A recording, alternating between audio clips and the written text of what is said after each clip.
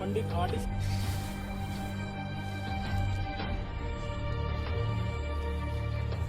जो रह गए हैं सज्जन, जिन्होंने नहीं किया वो भी आके भगवान परशुराम को खुश कर दे। सारे लोग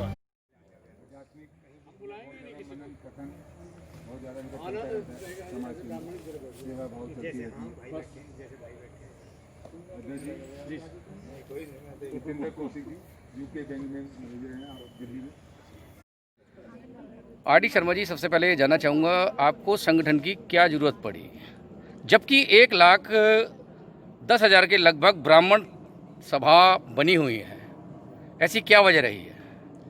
वजह यही रही है कि जितने भी संगठन हैं, क्योंकि मैं भी किसी संगठन में रहा हूँ, रचनात्मक कार्य किसी संगठन में हो ही नहीं रही।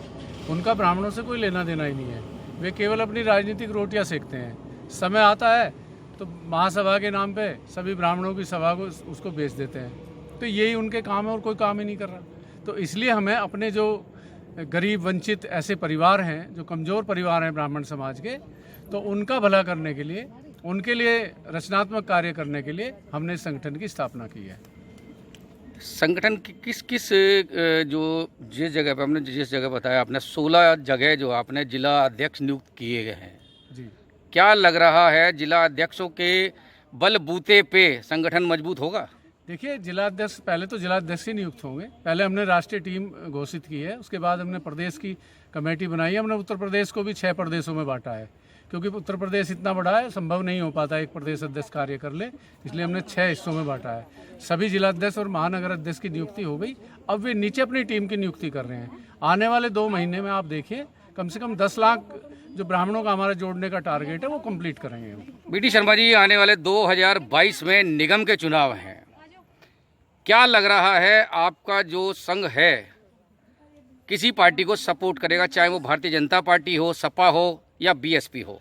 क्या कहेंगे इस विषय में? हमारा संगठन, चाहे वो निगम के चुनाव हो, चाहे लोकसभा के चुनाव हो या विधानसभा के चुनाव हो, पूरी तरह स्वतंत्र हैं। किसी पे कोई बाउंडेशन नहीं है कि किसको आप वोट करें। वोट आपकी मर्जी जहाँ करें, हमारा राजनीति से लेना देना ही नहीं है। शिव कुमार जी, आपको जिला अध्यक्ष नियुक्त किया गया है, क्या कहना है इस विषय में आपको?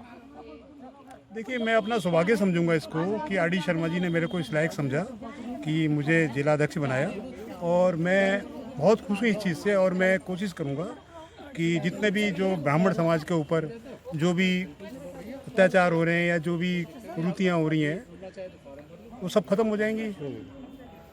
क्या लग रहा है आपको संगठन किस तरह का कार्य करेगा?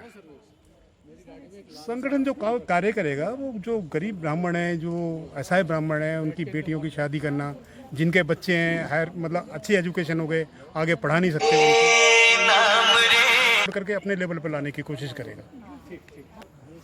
जी, आपका नाम क्या है? नीलम त्याई। नीलम जी, जिस तरह से आज यहाँ ब्राह्मण सभा की मीटिंग हुई है, क्या लग रहा है कितना संगठन मजबूत होगा? महिला शक्ति ज़्यादा है आज। मेरे हिसाब से तो देखिए, इसी तरह के हमारे जो संचालक हैं आर.डी. शर्मा जी, वो एक महान समाज सेवी भी हैं और एक बहुत ही अच्छे संगठन संचालक भी हैं। उनके नेतृत्व में यदि हमारे इस संगठन को आगे ले जाया जा रहा है तो मुझे लग रहा है हमारे देश में एक नई जागृति आएगी, और ये देश आगे बढ़ने में काफ़ी, देश को विकास करने में भी काफ़ी सहयोग मिलेगा। और जो सभी ब्राह्मण हैं उनको एकजुट होना चाहिए, और एकजुट होकर जब सभी ब्राह्मण कार्य करेंगे तभी ये संगठन मजबूत होगा। इसके लिए मैं अपने आर.डी. शर्मा जी का ही बहुत बहुत धन्यवाद करना चाहूँगी, जिन्होंने इस संगठन को बहुत ही मजबूती दी और इस तरह के संगठन के बारे में सोचा। आपका नाम? जी, मेरा नमस्कार, मेरा नाम ईशा भारद्वाज है। निशा जी, जिस तरह से देखा जा रहा है कहीं ना कहीं 1,10,000 के लगभग ब्राह्मण दल संगठन बन चुके हैं, और जहां देखा जाता है हर इंसान को मंच चाहिए होता है, क्या कहना है आपका इस विषय में?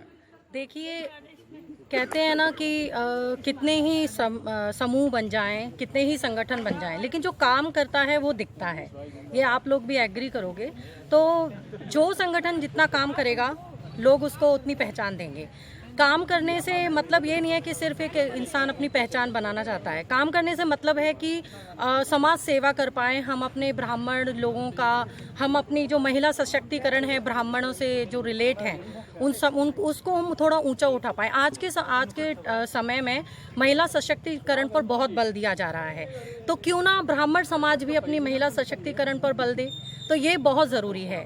लेकिन अगर इस चीज़ को ध्यान में रखते हुए हमारी ब्राह्मण सभा में हमारे जो सर हैं आर डी शर्मा जी हम लोगों को प्रोत्साहित कर रहे हैं, तो इससे बड़ी हम लोगों के लिए क्या बात होगी। तो उनका बहुत बहुत धन्यवाद करते हुए मैं बस यही कहना चाहती हूँ, हमारा जो ब्राह्मण महिला सशक्तिकरण है ये बहुत आगे तक जाए और हम महिलाओं के लिए कुछ काम कर पाएंगे, ये मेरी आशा है।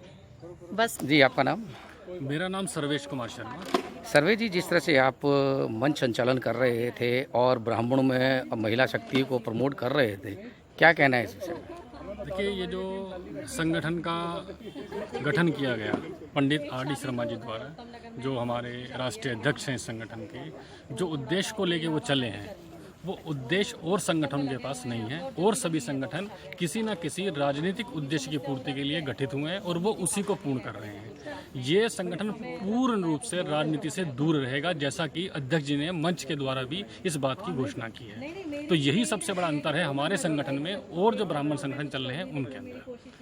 तो हम जो काम करेंगे वो जो सबसे लास्ट वाला जो ब्राह्मण है, जिस तक कभी ना तो राजनीति पहुंच पाती ना संगठन पहुंच पाते, ये संगठन पंक्ति के उस लास्ट ब्राह्मण तक पहुंचेगा, आखिरी ब्राह्मण तक पहुंचेगा, और उसका जो दुख है, उसका जो दर्द है, उसकी जो संवेदना है, उसको संबोधित करेगा ये संगठन। इसलिए इस संगठन की रचना की गई, इसका गठन किया गया।